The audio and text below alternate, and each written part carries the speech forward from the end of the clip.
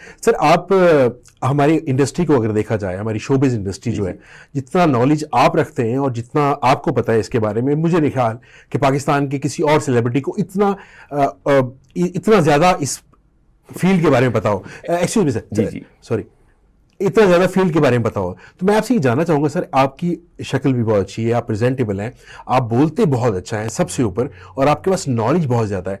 तो मुझे ये बताएं सर, पाकिस्तान में रहते हुए आपको कोई मेन स्ट्रीम कोई होस्टिंग का शो नहीं मिला फॉर लॉन्ग रन? हालांकि बहुत सारी लड़कियां आपके बाद आई और उन्होंने अच्छे शोज कर रही हैं, वो क्या हो वाला सीधी सी बात यह है कि जो चीजें आपको यहाँ माननी पड़ती हैं to become a host in a large show और ऑन अ लार्ज चैनल, वो मानने के लिए तैयार। वो क्या बातें होती है सर जी? उनका जिक्र रहने दीजिए, फिर किसी और को इतराज होगा। दूसरी बात मैं आपको ये बताऊं कि मेरा ये काम नहीं है, ये सिर्फ मेरा एक पास टाइम है। मैं कमिटेड ऑर्थोपेडिक सर्जन हूं और हमेशा से यही काम कर, मुझे 41 साल हो गए हैं। वैसे कभी आपको ऑफर नहीं आई या ऑफर आई आपने एक्सेप्ट नहीं की? सर, ऑफर कभी भी नहीं आती, इसलिए कि मैं हर एक को इनसिक्योर कर देता हूं। अगर मैं किसी के यहाँ एज ए गेस्ट जाऊं तो यकीन कीजिए मेरे कानून ने 50 दफा ये सुना हुआ है कि वो होस्टेस या होस्ट जाके अपने प्रोड्यूसर करें एनू दोबारा कदी ना बुलाई, एने ते मेरी बोलती बंद करवा देती है, एनू कदी ना बुलाई।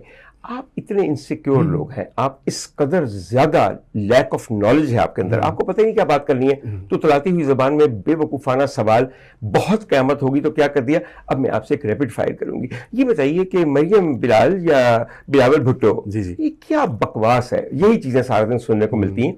नहीं, आप क्या स्टैंड करते हैं कि सर यहाँ पे पाकिस्तानी मीडिया में, स्पेशली अगर आप लड़की हैं तो औरत हैं, तो आपके लिए जरा बहुत आसानी हो जाती है इस पे? मैं जो औरतों के बारे में कहना चाहता था वो कह चुका हूं और वो ऑन रिकॉर्ड है, उसका भुगत भी चुका हूं। समझ आई? सारी मेरे पीछे पड़ गई और मुझ पे मुकदमे बनवाए। किसी ने ये कहा कि नहीं, let's have a debate and find out कि वो झूठ बोल रहा है सच बोल रहा है। इसलिए मेरे ख्याल में उस लेवल तक नहीं जाते सर। हम ये तो कह सकते हैं कि ऑब्वियसली इस मीडिया इंडस्ट्री में अगर देखा जाए तो औरत के लिए कहीं कतरे आसानी होती है, बिकॉज अवाम भी आपको देखना चाह रही होती है। एज ए लड़की अगर आप बोल रही हैं तो अवाम बहुत खुशी से देखती है। मेरे ख्याल में एक बहुत श्योर फॉर्मूला बताऊं हिट होने का किसी भी डिजिटल मीडिया के लिए। एक खातून हो जो बैठ के नंगी बातें करे, एक खातून हो जो अपने आप को सेक्स थेरेपिस्ट कहें, और फिर वो इस कदर बेहुदा बातें करें कि कोई सुने तो उसके कान सुर्ख हो जाए, उसका मुंह सुर्ख हो जाए, मगर she will actually get millions of views. आप ही का कुछ देर पहले मैं वीलॉग देख रहा था, तो खातून है जो कतई डॉक्टर नहीं है, डॉक्टर तायरा रबाब जो भी है, मुझे उनका नाम नहीं पता, ना मैंने उनका नाम लिया, आपने नाम लिया है। अगर वो डॉक्टर है तो मुझे यकीन है कि उनके घर में कोई तहजीब या इखलाक नाम की चीज नहीं है। वो मुख्तलिफ आज़ा के मोटाई और लंबाई की बात करते हैं। शर्म आना चाहिए हजूर वाला। हम डॉक्टर हैं 41 साल से, हमारी जरूरत नहीं है कि किसी पब्लिक फोरम पे बैठ के किसी भी इंसानी उर्स के बारे में इस तरह बातें करें, उसके इस्तेमाल के बारे में, वो किस गहराई में जाना चाहिए, वो कितनी दफा जाना चाहिए, मगर आपका नाम है, मगर बिकता वही है। ये जो आपने देखने वाले हैं ये और क्या खरीदते हैं? आप उन खातून का, उस ऐसी किसी भी खातून का, उस कबीले की खातून का इंटरव्यू कीजिए और वो मजे ले लेके आपको बताएं कि क्या होना चाहिए क्या नहीं होना चाहिए। मिलियंस ऑफ व्यूज आएंगे। मैंने भी स्टार्ट किया एज एंकर सर। मेरी फर्स्ट वीडियो है जिसपे 2 मिलियन व्यूज आए। तो फिर कसूर किसका? सर व्यूज दिए अवाम का, और फिर अवाम ही करके आ जाती है। ये गंदी बातें कर रहे औरतों के बारे में। किसी ने अभी तक उस औरत के बारे में कहा है कि ये बातें औरतों को सूट करती हैं? ये बातें किसी मुसलमान औरत के मुंह से अच्छी लगती हैं? ये किसी डॉक्टर के मुंह से अच्छी लगती हैं? हाँ, क्योंकि डॉक्टर उमर आदिल ने कहा कि फीमेल होस्ट को ये है तो वो है, तो इसको पकड़ के अंदर कर दो।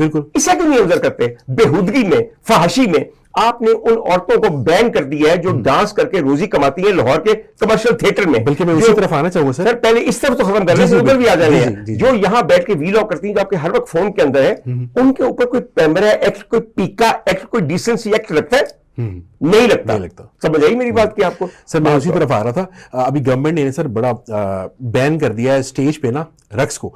इस मामले में मैं उनका साथ तो हूं, मगर इस हद तक कि जो वल्गर डांस है ना उसको बंद करना चाहिए, रादर देन कि सर वो एज ए रक्स को बैन कर दिया जाए। देखिए, पहली बात तो ये है कि आप थोड़े से गलत हैं। नंबर एक तो बहुत अच्छा स्टेप है, किसी ने रक्स को बैन नहीं किया, सिर्फ उस रक्स को बैन किया है जो कि इंतहाई घटिया इशारों पे मबनी है, और जिसमें ऐसी हरकतें होती हैं कि कोई इंसान मुसलमान हो या ना हो वो भी उसे देखना नहीं चाहेगा। क्या सिर्फ रक्स ही सर? बातें किस तरह की होती हैं? बातें भी बहुत बेहतर कर गई हैं। आपको ना थोड़ा सा पता होना चाहिए। You have to go and see the Lahore commercial theatre after what Azma Bukhari has done. Azma Bukhari has taken revolutionary step, she is actually done the right thing. मेरी बात सुनिए, आजकल आपका जितना भी ड्रामा चल रहा होता है वो मॉनिटर होता है कैमरास के जरिए, और एक सेंट्रल मॉनिटरिंग टीम है जो कि देखती है कहां पे क्या हो रहा है, किस तरह रक्स हो रहा है, क्या किस्म के मुकालमे हो रहे हैं। यकीन कीजिए अभी भी हाउसफुल है, इसलिए कि लोग बेहूदगी को पसंद तो करते हैं, लेकिन अगर बेहूदगी के मुकाबले में एक अच्छी एंटरटेनमेंट आ जाए तो दे वुड प्रेफर दैट। अभी भी रक्स होते हैं। मेरे ख्याल में कोई भी ऐसा ड्रामा नहीं जो इस वक्त पंजाब में चल रहा हो जिसमें कम से कम 6 रक्स ना हो।